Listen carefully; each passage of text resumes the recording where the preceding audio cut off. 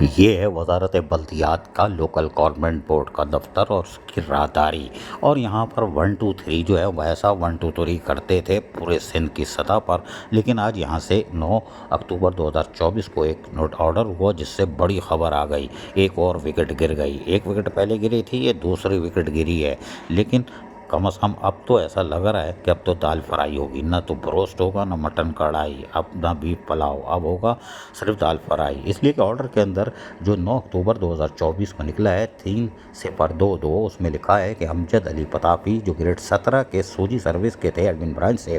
ان کو اب ٹرانسفر کیا جا رہا ہے لوکل گورنمنٹ بورڈ سے فوری طور پر بلدیہ ٹاؤن میں میونسپل کمشنر کی حیثیت سے ضلع کیماڑی میں، ماشاءاللہ۔ اور یقینی طور پر امجد پتافی کا یہ سفر بڑا کٹھن ہوگا، اس لیے کہ لوکل گورنمنٹ بورڈ پوری سندھ کی سطح پر تھا اور چاروں طرف ہاتھ پیر چل رہے تھے، لیکن اب بلدیہ ٹاؤن ایک 8 یونین کونسل پر مشتمل ہوگا، اور اب تو مٹن کڑھائی، بیف پلاؤ، سب رس ملائی اب شیلوا گیا، اور اب تو صرف اور صرف ملے گا دال فرائی۔ اور یقینی طور پر یہ دوسری وکٹ ہے، اس سے پہلے امجد پٹھان